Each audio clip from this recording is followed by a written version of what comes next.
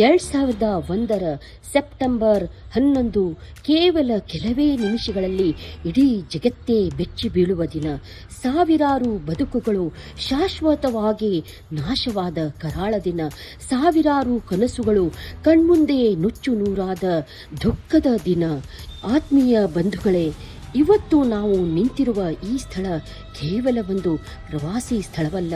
ಇದು ಮಾನವೀಯತೆಯ ನೋವು, ಧೈರ್ಯ ಮತ್ತು ಪುನರುತ್ಥಾನದ ಜೀವಂತ ಸಾಕ್ಷಿ. ಬರ್ರಿ, ವಿಶ್ವದ ಅತ್ಯಂತ ಭಾವನಾತ್ಮಕ ಸ್ಮಾರಕಗಳಲ್ಲಿ ಒಂದಾದ 9/11 ಮೆಮೋರಿಯಲ್ ಒಳಗ ಏನಾಗೈತಂತ ನೋಡೋಣಂತ. 2001 ಸೆಪ್ಟೆಂಬರ್ 11 ಜಗತ್ತಿನ ಇತಿಹಾಸದಲ್ಲಿ ಅತ್ಯಂತ ದುಃಖದ ದಿನ. ಆ ದಿನ ಉಗ್ರಗಾಮಿಗಳು ಪ್ರಯಾಣಿಕ ವಿಮಾನಗಳನ್ನು ಅಪಹರಿಸಿ ನ್ಯೂಯಾರ್ಕ್ನ ವಿಶ್ವ ವ್ಯಾಪಾರ ಕೇಂದ್ರದ ಟ್ವಿನ್ ಟವರ್ಸ್ ಮೇಲೆ ದಾಳಿ ಮಾಡಿದವು. ನಂತರ ಆ ಭವ್ಯ ಕಟ್ಟಡಗಳು ಕುಸಿದು ಬಿದ್ದು 3,000 ಜನರು ತಮ್ಮ ಪ್ರಾಣ ಕಳೆದುಕೊಂಡರು. ಈ ಘಟನೆ ಇಡೀ ಜಗತ್ತನ್ನೇ ಬೆಚ್ಚಿ ಬೀಳಿಸಿತು ಮತ್ತು ವಿಶ್ವದ ಇತಿಹಾಸವನ್ನೇ ಬದಲಾಯಿಸಿತು. ಒಮ್ಮೆ ಆಕಾಶ ಮುಟ್ಟುತ್ತಿದ್ದ ಟ್ವಿನ್ ಟವರ್ಸ್ ಇದ್ದ ಸ್ಥಳದಲ್ಲೇ ಇಂದು ನಾವು ನೋಡುತ್ತಿರುವುದು 2 ಭವ್ಯ ರಿಫ್ಲೆಕ್ಟಿಂಗ್ ಪೂಲ್ಸ್. ಈ ಕೊಳಗಳ ಅಂಚಿನಿಂದ ನಿರಂತರವಾಗಿ ಕೆಳಗೆ ಹರಿಯುವ ನೀರು ಆ ಕಳೆದು ಹೋದ ಜೀವಗಳ ನೆನಪನ್ನು ಶಾಶ್ವತವಾಗಿ ಜೀವಂತವಾಗಿರಿಸುವ ಮೌನ ಶ್ರದ್ಧಾಂಜಲಿಯಾಗಿದೆ.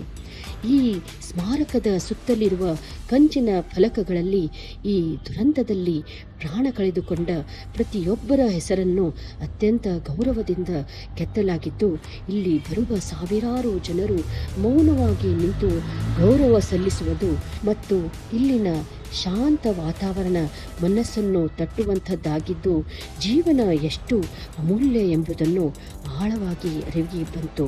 ಈ ಸ್ಮಾರಕದ ಪಕ್ಕದಲ್ಲೇ ಇವತ್ತು ಮತ್ತೆ ಹೆಮ್ಮೆಯಿಂದ ತಲೆ ಎತ್ತಿ ನಿಂತಿರುವ ಒನ್ ವರ್ಲ್ಡ್ ಟ್ರೇಡ್ ಸೆಂಟರ್ ಅಥವಾ ಫ್ರೀಡಮ್ ಟವರ್ ಮಾನವೀಯ ಧೈರ್ಯ, ಪುನರುತ್ಥಾನ ಮತ್ತು ಭರವಸೆಯ ಪ್ರತೀಕ ಆಗೈತ್ರಿ.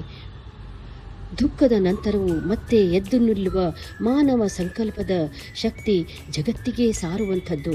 ಇಲ್ಲಿ ನಾವು ಪ್ರಾರ್ಥಿಸುವುದು ಒಂದೇ: ಇಂತಹ ದುರಂತಗಳು ಮತ್ತೆ ಎಂದಿಗೂ ಜಗತ್ತಿನ ಯಾವುದೇ ಮೂಲೆಯಲ್ಲಿ ನಡೆಯದಿರಲಿ. ಎಲ್ಲೆಡೆ ಶಾಂತಿ, ಮಾನವೀಯತೆ ಮತ್ತು ಪರಸ್ಪರ ಗೌರವ ಸದಾ ನೆಲೆಸಿರಲಿ. ಆತ್ಮೀಯ ಬಂಧುಗಳೇ, ಈ ಭಾವಪೂರ್ಣ ಪ್ರವಾಸ ಮುಗಿಸಿ ನಾವು ಅಲ್ಲಿಯೇ ಇರುವ ಬ್ಯಾಟರಿ ಪಾರ್ಕ್ ನೋಡಿ ಮನೆಗೆ ಬಂದೆವು.